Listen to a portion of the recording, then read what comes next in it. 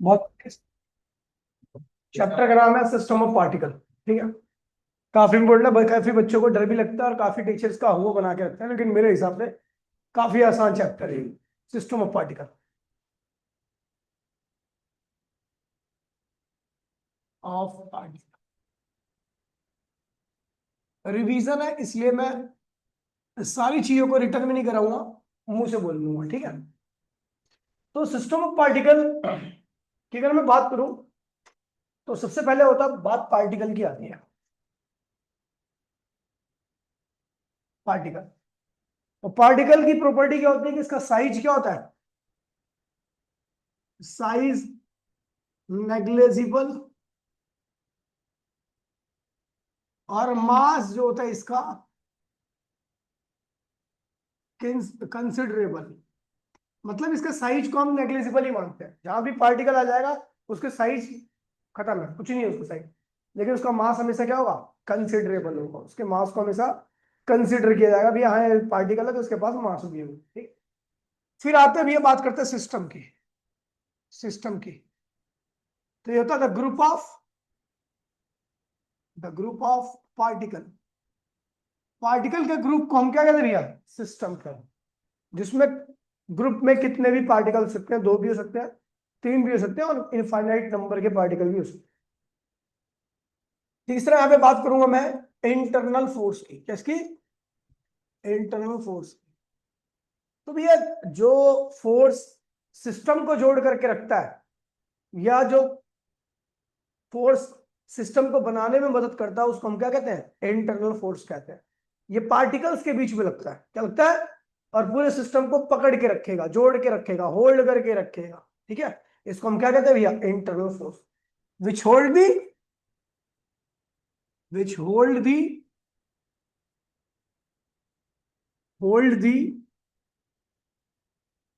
System, जो system को hold करके रखे उसको हम इंटरनल फोर्स कहते हैं। ठीक है। और एक बात ध्यान रखना कि टोटल इंटरनल फोर्स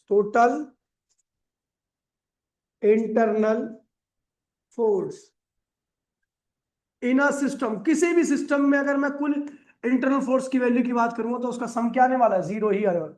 क्योंकि आपको पता है कुर्सी उर्सी सब पार्टिकल से मिलकर बनी है, और सब पार्टिकल से मिलकर बनी है, तो पार्टिकल को जोड़ किसने रखा है? इंटरनल फोर्स ने जोड़ रखा है।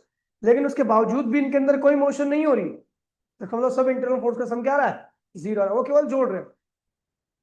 तो acceleration due to internal force,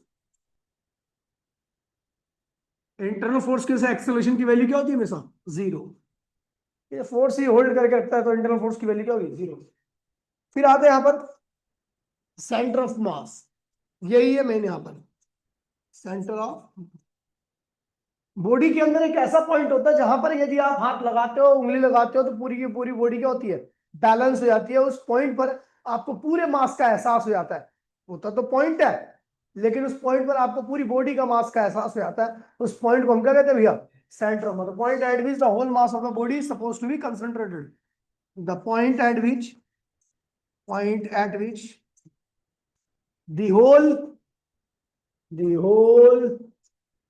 mass of the body is supposed to be concentrated concentrate.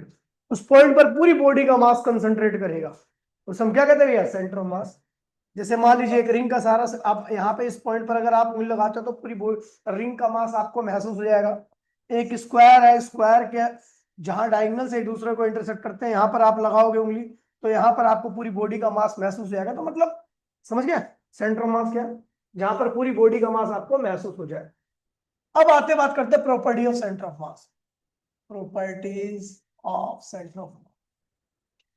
पहली प्रॉपर्टी क्या है कि जो बॉडी का मास होता है वही सेंटर ऑफ मास का मास होता है। बॉडी का मास सेंटर। दूसरा, वेलोसिटी ऑफ बॉडी किसके बराबर होगी?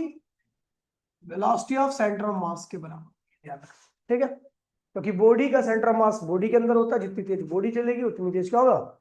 सेंटर ऑफ मास चलेगा। तीसरा, acceleration of body is equals to acceleration of centre of mass, यानी दोनों का एक्सेलरेशन भी क्या होगा, आइडेंटिकल होगा। चौथा, एक्सटर्नल फोर्स क्या होता है, मास ऑफ बॉडी इनटू में एक्सेलरेशन ऑफ बॉडी, यही बताया था मैंने आपको। तो आप इसे लिख सकते हो मास ऑफ बॉडी की यहाँ पे मास ऑफ इनटू में एक्सेलरेशन ऑफ सेंटर ऑफ मास, कोई दिक्कत तो नहीं। अच्छा, आप सबको पता है वेलोसिटी ऑफ सेंटर ऑफ मास जो होगा वो position of centre of mass के डिफरेंशिएशन के क्या होगा, बराबर होगा। यानी यदि आपको velocity of centre of mass निकालनी है और आपको position of centre of mass दे रखी है, ठीक है, तो आप पोजीशन को डिफरेंशिएट कर दो टाइम के रिस्पेक्ट में, क्या है वेलोसिटी। ऐसे यदि आपको एक्सेलरेशन निकालना है सेंटर ऑफ मास का, तो आप वेलोसिटी ऑफ सेंटर ऑफ मास को क्या करोगे, डिफरेंशिएट कर दोगे टाइम के रिस्पेक्ट। ठीक है, इसको ऐसे लिख सकते हो आप, डी अपॉन में D T, velocity of centre of mass के यहाँ पे आप ये वैल्यू रख सकते हो, क्या आएगा, इसे लिख दो d d t square r, यानी आर को आप 2 बार डिफरेंशिएट करो तो आपको acceleration of centre of mass मिल जाएगा। ठीक है। अच्छा, छठा, मोमेंटम ऑफ बॉडी जो होता है वो होता है मास ऑफ बॉडी इनटू में वेलोसिटी ऑफ बॉडी, या mass of centre of mass into में velocity of centre of mass के प्रोडक्ट के बराबर आता है। ठीक है भैया, तो ये सारी चीजें आपको अगर पता है तो आपको आगे चैप्टर में बहुत आसानी होने वाली है। बात करते हैं भैया कैलकुलेशन ऑफ सेंटर ऑफ मास।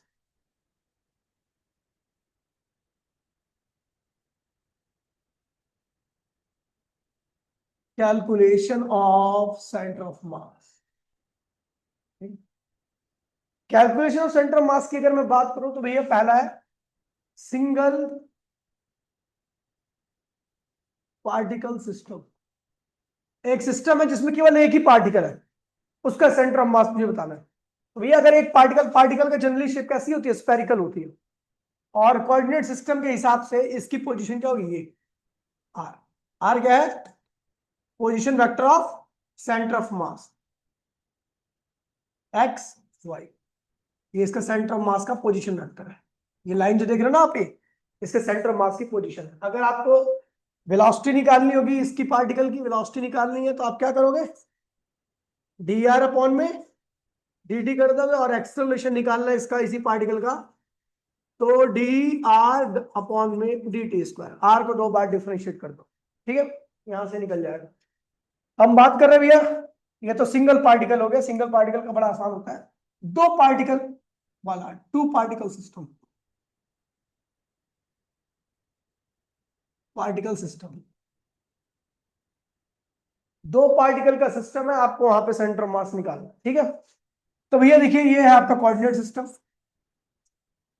एक मास m1 ये रहा, आपको पता है इसका मास सेंटर ऑफ मास पे लाई करेगा।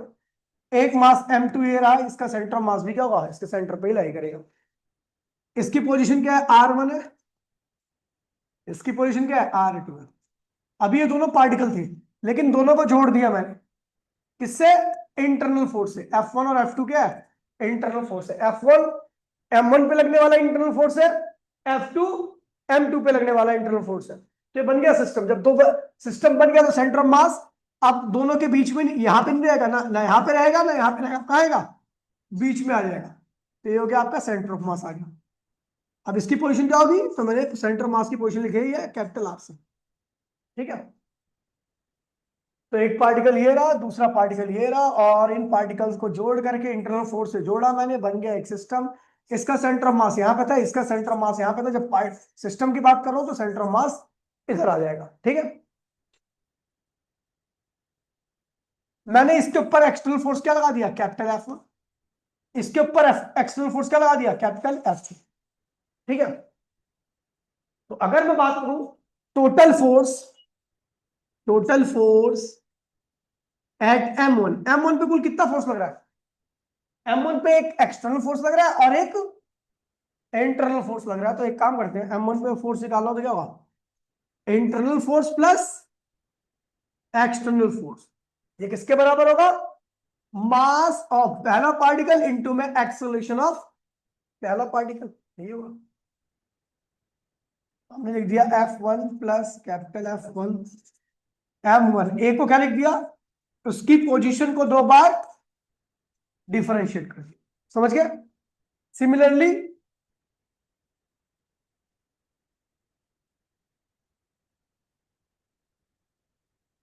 Similarly total force at M2 पे कुल कितना फोर्स लग रहा है, तो आपको पता है भैया, एक ये इंटरनल लग रहा है और ये एक एक्सटर्नल लग रहा है ना। तो F2 plus capital F2 equals to में मास क्या है दूसरे पार्टिकल का M2, और उसका एक्सेलरेशन निकाला तो आप उसकी पोजीशन को 2 बार डिफरेंशिएट कर दो, ठीक है भैया। ये हो गया आपका, इसे कर दो पहली इक्वेशन और इसे कर दो दूसरी equation. On adding first and second equation, दोनों को ऐड कर दीजिए, तो ये क्या होगा, small f1 capital F1 capital F2 बराबर में क्या हुआ, देखिए d/dt² दोनों में से क्या आएगा, कॉमन आएगा, क्या होगा, M1 R1 M2, ठीक है भैया। जैसा हमें पता है कुल इंटरनल फोर्स की वैल्यू क्या होती है, 0 होती है, तो काट दिया, F1 और F2 एक्सटर्नल फोर्स थे, तो बन गया टोटल एक्सटर्नल फोर्स को मैंने F से लिख दिया, और d/dt² बराबर में M1 R1 plus M2 R2, ये हो गया। अच्छा, हम जानते हैं कि अगर मैं ये टोटल एक्सटर्नल फोर्स है तो ये किसके बराबर होता है, मास ऑफ बॉडी इनटू में एक्सेलरेशन ऑफ बॉडी, और आपको अभी थोड़ी पहले मैंने बताया था बॉडी का जो मास होगा वही क्या होगा, सेंटर ऑफ मास का मास होगा, और बॉडी का जो एक्सेलरेशन होगा वही क्या होगा। अगर मैं इस एक्सटर्नल फोर्स को लिखूं तो बॉडी का मास कितना है, यहां पर ये पूरी बॉडी बन चुकी है, कितना मास है बॉडी का, M1 प्लस M2, और इस बॉडी का जो सेंटर ऑफ मास था वो ये था, उसकी पोजीशन क्या है R, तो पोजीशन दे रखी है तो आप एक्सेलरेशन निकाल लोगे, उसको 2 बार डिफरेंशिएट कर दो, ये होगी आपकी सेकंड इक्वेशन, ठीक है। ये ऊपर वाली थी, ये थर्ड थी, और ये है आपकी फोर्थ इक्वेशन, ठीक है। हमें पता है एक्सटर्नल फोर्स की वैल्यू ये रखी है, एक्सटर्नल फोर्स की वैल्यू ये रखी है, फ्रॉम थर्ड एंड फोर्थ क्या होगा आपका, M1 R1 plus M2 R2, और ये क्या हुआ, M1 प्लस M2 और d/dt², ये क्या होगा R, ये और ये क्या हुआ, कैंसिल हो गया, ये हो जाएगा कैपिटल R, यानी पोजीशन ऑफ सेंटर मास क्या होगी, M1 R1 plus dot dot, ये 2 है ना, M2 R2 अपॉन में M1 प्लस, ये आ गई पोजीशन ऑफ सेंटर ऑफ मास, क्या आ गई, वेलोसिटी ऑफ सेंटर ऑफ मास निकालना है भैया, तो कुछ नहीं करना आपको, इसी पोजीशन को क्या करो, टाइम के रिस्पेक्ट में डिफरेंशिएट कर दो, ठीक है। तो अभी पीछे हमने क्या निकाला था आर की वैल्यू को, M1 R1 M2 R2 upon में M1 प्लस, मास आप डिफरेंशिएट नहीं कर सकते, तो इसको आप, ये बाहर आएगा डिफरेंशिएशन के, ये भी बाहर आएगा, और ये भी क्या होगा, बाहर आएगा। चलो करते हैं भैया, तो velocity of centre of mass equals to, ये M, देखिए पहली बात तो नीचे वाला पूरा बाहर आएगा, क्या होगा, 1 बाय में M1 प्लस M2, फिर आप इसको करोगे, जब इसको ऊपर वाले को करोगे तो इसमें से भी M1 बाहर आ जाएगा, अंदर क्या बचेगा, और जब आप इसको करोगे तो यहां से M2 बाहर आएगा अपॉन में dt, इसको आप सॉल्व करोगे तो वेलोसिटी ऑफ सेंटर ऑफ मास क्या आ गया, 1 बाय में M1 प्लस M2, और इधर आएगा M1 dR1 अपॉन dt, क्या होगा V1 M2, और dR2 अपॉन dt क्या होगा V2, ठीक है। ये आ गई वेलोसिटी ऑफ सेंटर ऑफ मास, क्या आ गई आपकी, M1 V1 plus M2 V2 upon में M1 प्लस, ऐसे आपको, अगर आपको एक्सेलरेशन ऑफ सेंटर ऑफ मास निकालना है तो आप क्या करोगे, एक्सेलरेशन ऑफ सेंटर ऑफ मास निकालना, तो क्या करोगे?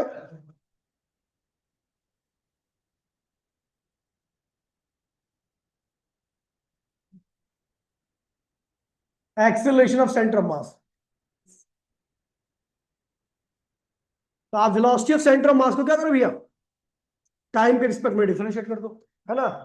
तो क्या रखा है, डी अपॉन में D T, velocity centre of mass m1 v1 m2 v2 upon में m1 प्लस m2। अब नीचे वाला बाहर आएगा तो क्या होगा, acceleration of centre of mass equals to क्या होगा, 1 में m1 बाहर आएगा, m2 बाहर आएगा, इसको करेंगे तो m1 बाहर आएगा dv1 अपॉन में dt, इसको करेंगे तो m2 बाहर आएगा dv2 अपॉन में dt। तो भैया अगर आप इसको पूरा सॉल्व करोगे तो ये आएगा m1 a1 plus m2 a2 upon में m1 प्लस m2। ठीक है, तो ये मैंने वेलोसिटी ऑफ सेंटर ऑफ मास निकाल दिया, एक्सेलरेशन ऑफ सेंटर ऑफ मास निकाल दिया और ये फॉर्मूले निकाल दिए। ठीक है, अब देखिए यहां पर, ठीक है, अब यहां पर मैं कुछ आपको स्पेशल केस बता रहा हूं। इफ m1 बराबर में m2, यानी दोनों पार्टिकल का मास क्या सेम है, आप बताओ अगर सेम है दोनों पार्टिकल का मास तो उनका सेंटर मास कहां पे होगा? भाई डंबल देखा, डंबल दोनों साइड का मास सेम होता है, तो सेंटर मास कहां पे होता है? बीच में, बीच में होगा। यानी जब दो पार्टिकल का मास ऑलमोस्ट सेम है तो उनका सेंटर मास कहां पे होगा? बीच में होगा। तो देन आप क्या लिखोगे, centre mass, position of centre mass क्या होगा? देखिए m1, m1 की जगह पे क्या आएगा, m आएगा, r1 m2 की जगह पे m आएगा r2 अपॉन में m1 पे दोनों सेम है तो 2m लिख दीजिए। r क्या हो जाएगा आपका, r1 प्लस r2 अपॉन में क्या होगा, r2, यानी उनका सेंटर मास क्या होगा, दोनों पोजीशन के मीन के बराबर आएगा। ठीक है, ऐसे ही वेलोसिटी क्या होगी सेंटर मास की, दोनों पार्टिकल की वेलोसिटी के मीन के बराबर आएगी। और एक्सेलरेशन क्या होगा सेंटर मास का, दोनों पार्टिकल के एक्सेलरेशन के मीन के बराबर आएगा। तो ये ध्यान रखना। ठीक है, ठीक है, ये तो हो गया। अगर मान लीजिए ये तो भैया हमने नॉर्मल फॉर्म में निकाल दिया, अब हम बात कर रहे हैं बॉडी की। हमारे पास कई तरह की बॉडी होती है, जो एक ऐसी बॉडी होती है जिसके पास केवल लेंथ होती है, उसको हम वन डायमेंशन बॉडी कहते हैं। एक ऐसी बॉडी होती है जिसके पास एरिया होता है, उसे हम टू डायमेंशन बॉडी कहते हैं, शीट। एक ऐसी बॉडी होती है जिसका वॉल्यूम होता है, उसको हम थ्री डायमेंशन बॉडी कहते हैं, जैसे स्फीयर हो गया, क्यूब हो गया, कोन हो गया, क्यूबॉइड हो गया। ठीक है, ये सिलेंडर हो गया, ये सब क्या थ्री डायमेंशन बॉडी है। तो भैया जब भी देखिए, अगर मैं बात करूंगा वन डायमेंशन बॉडी की, तो वन डायमेंशन बॉडी में जो सेंटर मास होगा ना, वो उसकी लंबाई के किसी एक पॉइंट पर होगा। टू डायमेंशन बॉडी में अगर आपको सेंटर मास देखो, आपकी कॉपी कैसी है, वन डायमेंशन या two dimension? Two dimensional body है, इसका सेंटर मास कहां पे होगा? बीच में होगा। तो अब बताओ सेंटर मास की वैल्यू क्या होगी? तो केवल क्या आप एक कोऑर्डिनेट से दे सकते हो सेंटर मास की वैल्यू? दिमाग लगाओ और बताओ। चलो मैं आपको एक बताता हूं। चलो मैं कहता हूं भैया ये एक स्क्वायर है, इसका सेंटर मास यहां पर है, मैं बोलूंगा इसकी पोजीशन बताओ सेंटर मास की, क्या बोलोगे? 4 मीटर।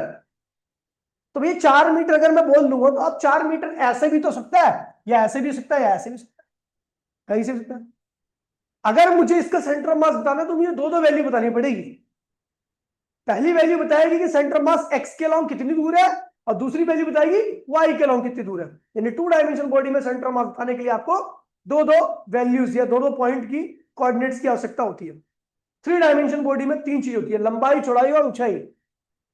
अगर आपको ऐसी बॉडी का सेंटर मास बताना है तो वहां पर तीन तीन कोऑर्डिनेट्स की आवश्यकता पड़ेगी। एक लंबाई बताएगा, दूसरी चौड़ाई बताएगा, तीसरी ऊंचाई बताएगा। भैया अगर तीनों बता दिए तो पता लग जाएगा भैया सेंटर मास आपका इस पॉइंट पर लाई कर रहा है। समझ गया? तो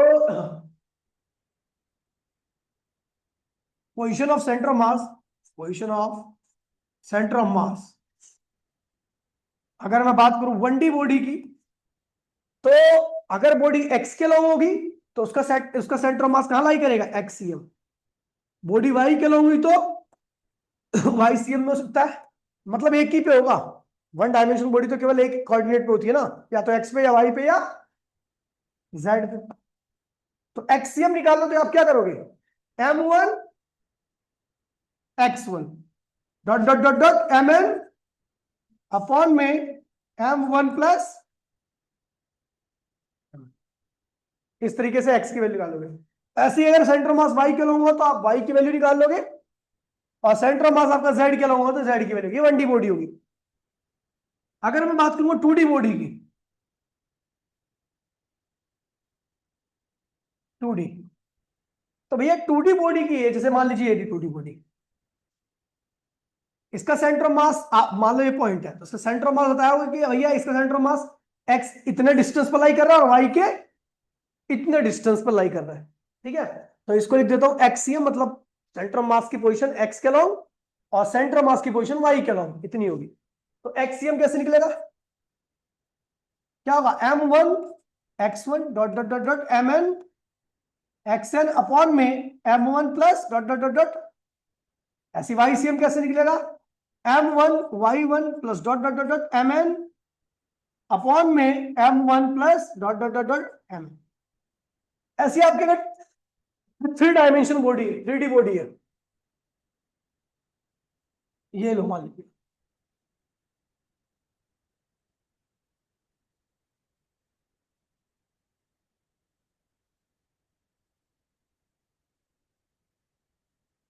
ये 3D बॉडी है, इसका सेंटर मास कहीं यहां पे लाई करेगा, है ना। तो उसके लिए आपको एक्स बताना पड़ेगा, तो ये हो गया आपका,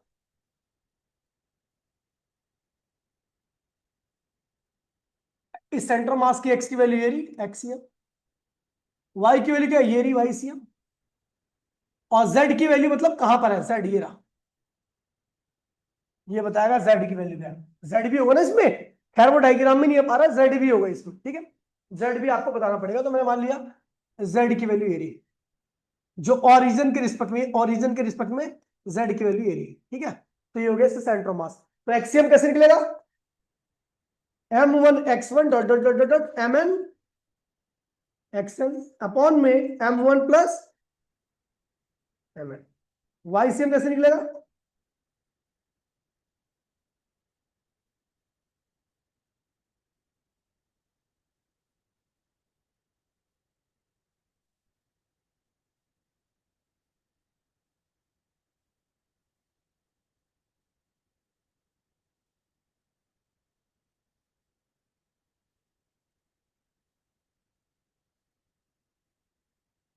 अब एक चीज देखिए यहां पर, ठीक है। अब अगर मैं बात कर रहा हूं भैया, ये m1 x1 क्या है, m1 है पहले पार्टिकल का मास, और x1 है उसकी पोजीशन, दोनों को मल्टीप्लाई करना। m2 है दूसरे पार्टिकल का मास, h2 क्या है, चलो एक क्वेश्चन कर, क्वेश्चन कह रहा है find the centre of mass, find the centre of mass of given figure, given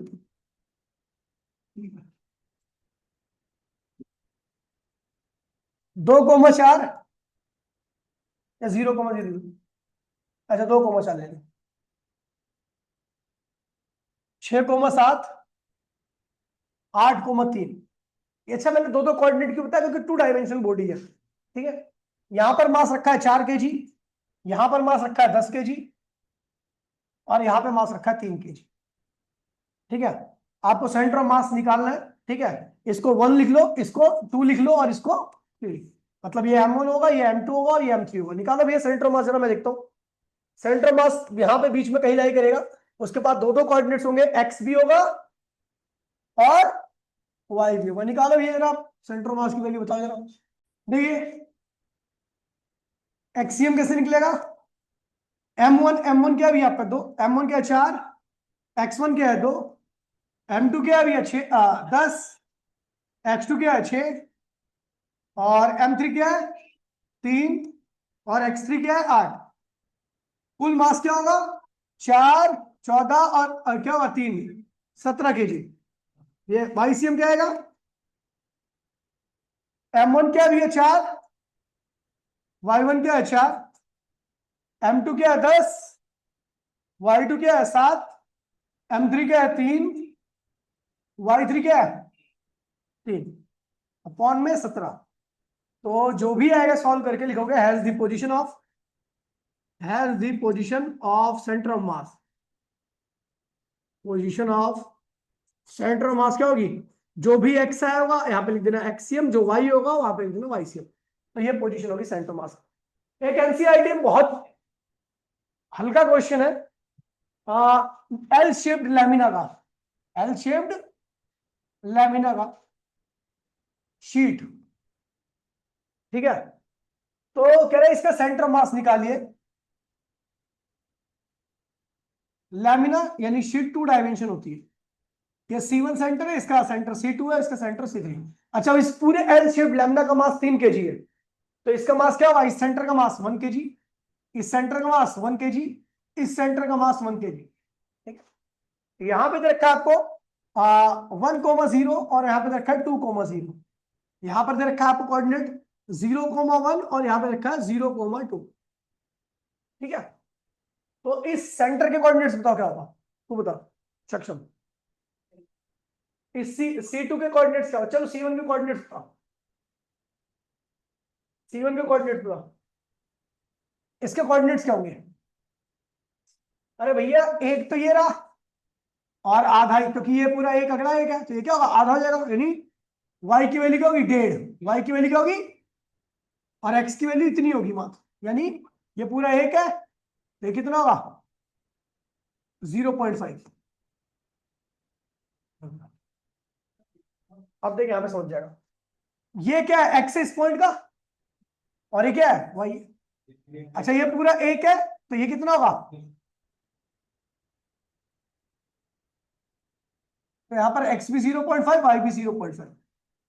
इस पॉइंट के कोऑर्डिनेट्स बता, तो x तो ये होगा 1.5 और y क्या होगा, ये आएगा आपका 1.5 0.5। इसको 1 है, ये 2 है, ये 3 है, सेंटर मास निकालो ये सारा। ये आपको बोलेगा क्वेश्चन नंबर 3, कह रहा है इफ M1 आपको दे रखा है 100 ग्राम, इसकी पोजीशन रखी है आपको I + 2j + 3k, इसका वेलोसिटी वेक्टर दे रखा है आपको 3I + 4j + 5k, और M2 दे रखा है आपको, मास M2 दे रखा है 200 ग्राम, इसकी पोजीशन रखी है आपको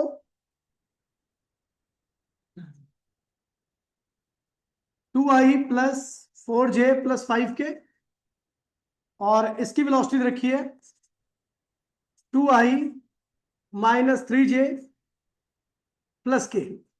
आपको निकालना है position of centre of mass और velocity of centre of mass.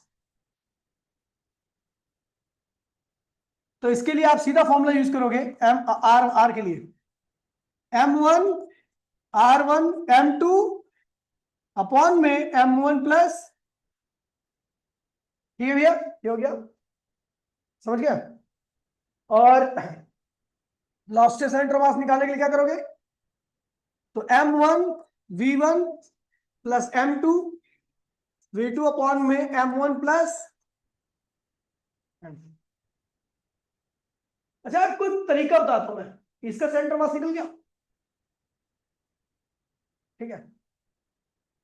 तो यहां पर देखिए, चलो छोड़ रहे हैं तो फिर बेकार में कंफ्यूज हो गए, 4 तरीके सीखने से एक ही तरीका सफिशिएंट है, ठीक है। तो देखिए भैया ये पूरा सेंटर ऑफ मास मैंने आपको खत्म कर दिया, कुछ क्वेश्चंस हैं, ठीक है, वो अगली क्लास में करा करके फिर चले आऊँ वहां पे, ठीक है। रोटेशन मोशन और टॉर्क वगैरह खत्म कर दूंगा, 3 क्लास का चैप्टर रिवीजन हो जाएगा। लेकिन कल ध्यान देना, कल ये लगभग आधा हो जाएगा, ठीक है, आधा ज्यादा चैप्टर रहेगा। लेकिन 5 वाले में कल आपका सैंपल पेपर ही होगा, फिक्स कर दिया मैंने, उसमें सैंपल पेपर ही करना है, ठीक है भैया। मिलते अगली क्लास में, टाटा बाय बाय, जय हिंद। हाँ सुबह नहीं, अरे हाँ कल तो है ना संडे।